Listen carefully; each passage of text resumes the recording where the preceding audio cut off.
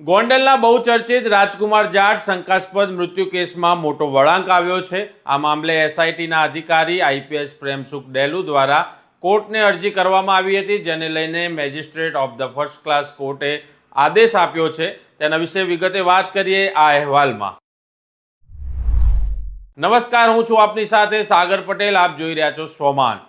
ગોંડલમાં ઘણા સમયથી રાજકુમાર જાટના શંકાસ્પદ મૃત્યુને કારણે ઘણી બધી ચર્ચાઓ ચાલી રહી હતી, જેની વચ્ચે પૂર્વ ધારાસભ્ય જયરાજસિંહ જાડેજા અને ધારાસભ્ય ગીતાબા જાડેજાના પુત્ર ગણેશ ગોંડલ પર ઘણા બધા આક્ષેપો લાગ્યા હતા। આ મામલે વિવાદ વધતા મામલાની તપાસ માટે એસઆઈટીની રચના કરવામાં આવી હતી, જેમાં આઈપીએસ પ્રેમસુખ ડેલુને આ તપાસ સોંપવામાં આવી હતી। તાજેતરમાં જ પ્રેમસુખ ડેલુ દ્વારા આરોપીઓને અને અલગ અલગ વ્યક્તિઓને બોલાવી પૂછપરછ કરવામાં પણ આવી હતી। ત્યારબાદ એસઆઈટી દ્વારા કોર્ટમાં અરજી કરવામાં આવી હતી કે ગણેશ ગોંડલ અને બસ ચાલકનો નાર્કો ટેસ્ટ કરવામાં આવે। હવે magistrate of the first class કોર્ટે આ અરજીને મંજૂર કરી ગણેશ ગોંડલ અને બસ ચાલક રમેશ મેરનો નાર્કો ટેસ્ટ કરવાની મંજૂરી આપી હતી। ઉલ્લેખનીય છે કે ગત 9 માર્ચે 2025ના રોજ ગોંડલના પૂર્વ એમએલએ જયરાજસિંહ અને તેમના પુત્ર ગણેશ પર રાજકુમાર જાટ નામના યુવકને માર મારવાનો તેના પિતા રતનલાલ જાટે આક્ષેપ કર્યો હતો। માર માર્યા બાદ રાજકુમાર જાટનો રાજકોટ અમદાવાદ હાઈવે પર તરઘડિયા નજીક ઓવરબ્રિજ પરથી મૃતદેહ મળી આવ્યો હતો। તેમાં 9 માર્ચે રાજકુમાર જાટના મૃતદેહની ઓળખ થયા બાદ 14 માર્ચે તેનું મોત ટ્રાવેલ્સની અડફેટે આવવાથી થયું હોવાનો રાજકોટ પોલીસે ખુલાસો કર્યો હતો।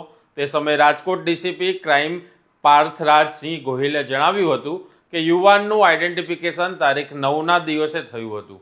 આઈડેન્ટિફિકેશન થયા બાદ ફરિયાદી ફરિયાદ લઈને ફેટલ એક્સિડન્ટ ગુનો સૌપ્રથમ દાખલ કરવામાં આવ્યો હતો। ફેટલ એક્સિડન્ટલ ગુનો અનડિટેક્ટેડ હોવાથી અલગ અલગ ટીમોની રચના કરવામાં આવી હતી। ડ્રાઈવર દ્વારા ગુનાની કબૂલાત પણ કરવામાં આવી હતી। પૂછપરછમાં ટ્રાવેલ ચાલક રમેશ મેરે નિવેદન આપ્યું હતું કે રાત્રિનો સમય હોવાથી બ્રિજથી નીચે ઉતરતો હતો, તે સમયે જ આ વ્યક્તિ રસ્તાની વચ્ચોવચ્ચ ચાલ્યો જતો હતો અને આંખ પર પ્રકાશ પડતા ભૂલથી મારાથી એક્સિડન્ટ થઈ ગયો હતો। આ નિવેદન પર શંકા જતા એસઆઈટી દ્વારા ગણેશ ગોંડલ અને ટ્રાવેલ ચાલક રમેશ મેરનો નાર્કો ટેસ્ટની મંજૂરી માંગવામાં આવી હતી, જે હવે મંજૂર કરી દેવામાં આવ્યો છે।